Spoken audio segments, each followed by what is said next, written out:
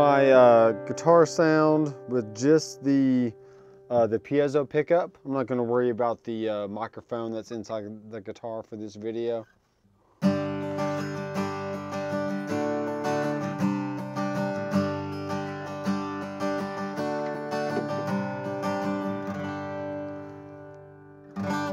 And really that sounds pretty good just by itself. Just guitar into the Headrush and then straight into the FR.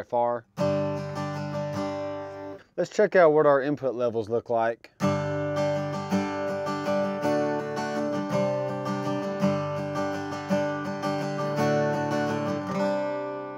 Alright, it is a little bit lower than my electric guitar input. So I either have two options here. I can raise the volume on my acoustic, or I can raise the volume on the Headrush. So let's just see what that looks like if I did it this way on the Headrush.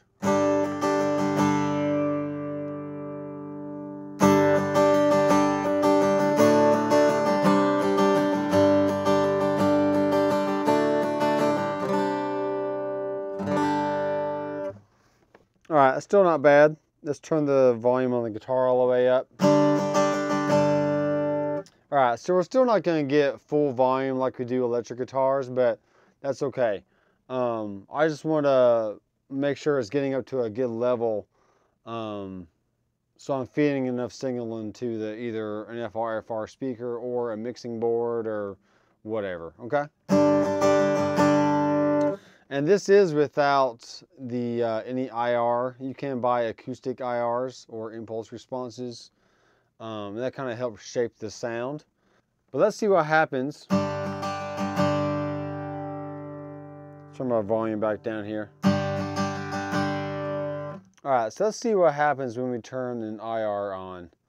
I'm using the Taylor 314CE with the Earthworks microphone on there. And I do have the option to raise the gain here.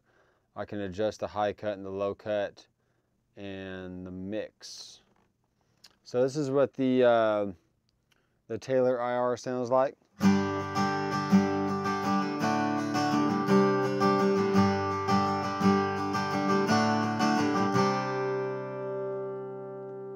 Okay, and here's without.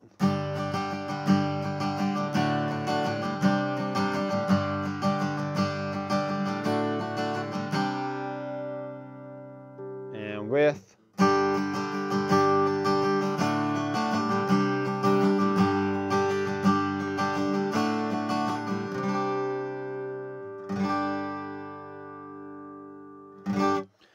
Another thing that we can do is add in an EQ. And over on the LR bags here, we do have bass, low mid, high mid, and presence and treble. So there's a wide array of controls that we can actually adjust the frequency levels of different frequencies. But so I have added a pair EQ here.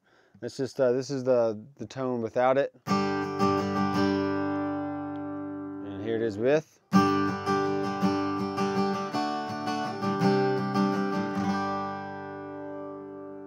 And without.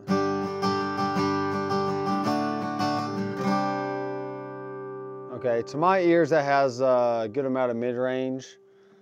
So what I've done with the pair EQ is I've boosted a little bit of 200 Hertz and then lowered 500 Hertz, which I could stand to maybe bring that back a little bit.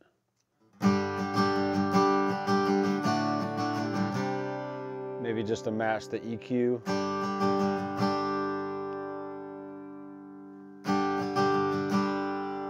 I've also lowered the 2000 Hertz range because what that does, it kind of takes that nasally sound out of the guitar. Okay, and you know, just pinch your nose like that, and that's gonna, you know, this is the sound of a nasal sound. So I've lowered that by 3 dB and kept the Q pretty wide, and then also kind of boost a little bit of 5000. Probably let's do 6. 6K is a good range to add presence to an instrument, but I don't want to do a whole lot.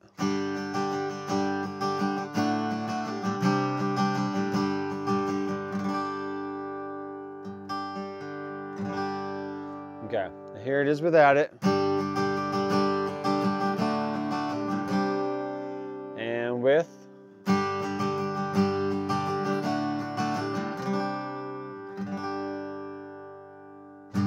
All right, now just keep in mind that all this really depends on how you want the instrument to sit in the mix. So if you have a big full mix with drums, bass, other guitars, keyboards, singers, you know, your acoustic has to fit in with the sound of the full band. Now, if you're just doing solo guitar, you can kind of get away with having more extreme bass or mid-range or whatever you want, but just keep that in mind when you're setting your levels for different situations, okay? And that's another great thing about the Headrush is you can make multiple rigs. So you can create an acoustic rig that says, you know, acoustic solo, and then have another one called acoustic band. And that way you can have different settings for each situation. So just keep that in mind. All right, another cool thing you can do is add a compressor on here. And this is the Dynacomp. And let's turn the attack time up a little bit. See what this does.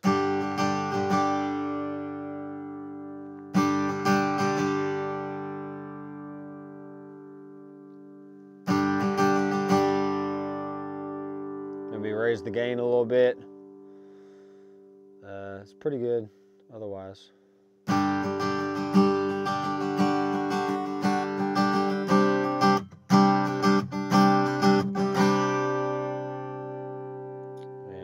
Turn this threshold down a little bit more.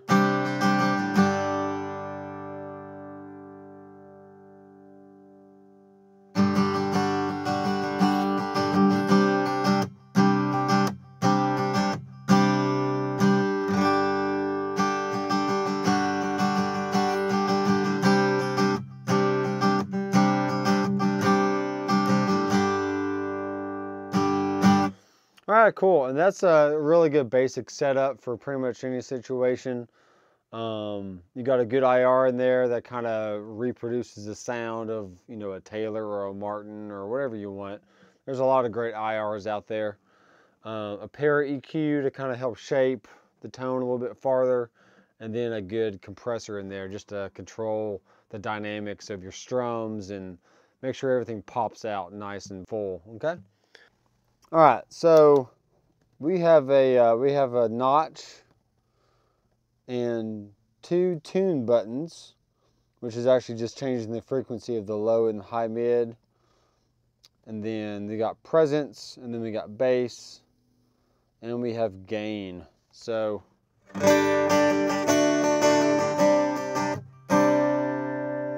right, so you can hear the natural sound of my guitar now with the piezo pickup in it. I'm going to blend in just a little bit of the microphone.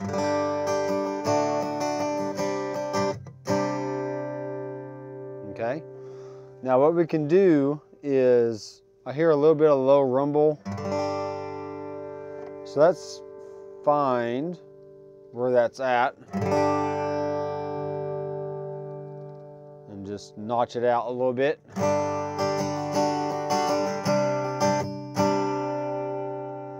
Okay, let's do the same thing that we did on the Headrush. Let's notch out a little bit of 500.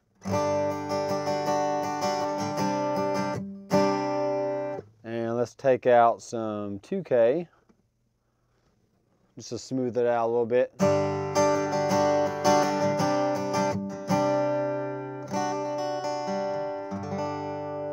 And then we can add in some presence.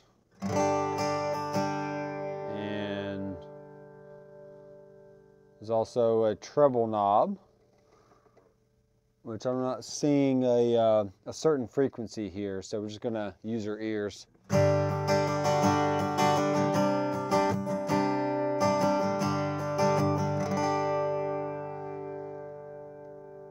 right, I don't really know what the volume does at this point.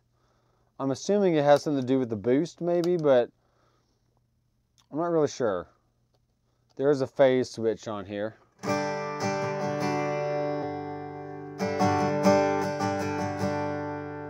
Now, one thing I do know about phase is if it's out of phase, then you're gonna lose some low end response.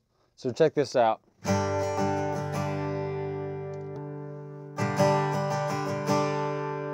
I hear the low end go away, and then the low end kind of comes back. That might be due to the piezo and the microphone pickup working in conjunction with each other. And usually a piezo is going to be a quicker, the transient is going to get to the source faster than a microphone would, just because the nature of, you know, piezo and microphone. It's the same thing if you were recording a bass guitar part and plugged the bass into a DI and then also mic the cab. The bass DI signal is always going to be ahead of the microphone on the bass cab by just a few milliseconds anyway. So so by flipping this phase switch here, I'm pretty sure that's what it's doing. It's allowing both signals to kind of come back into synchronicity with each other, and allowing more bass response to come in. So all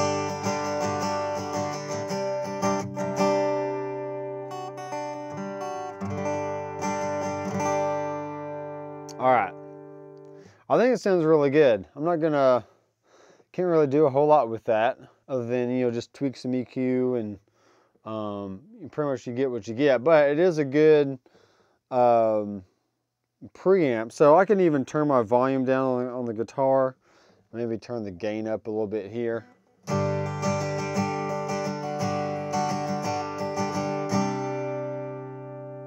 don't know if it really makes a whole lot of difference.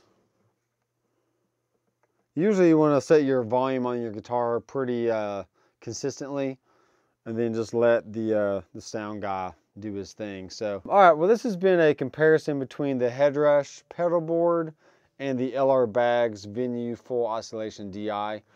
And you guys let me know what you think down in the comments. You know, if you really had to, which one would you use in a live situation? I know the Headrush can be used for guitar, bass, acoustic guitar, whatever you want, but sometimes something small like this might be all that you need, so you don't really need all the extra EQ and compression and whatever else. So anyway, it's just a good comparison. I hope you found it useful, and be sure to subscribe to my channel down below, and give me a thumbs up if you like the video.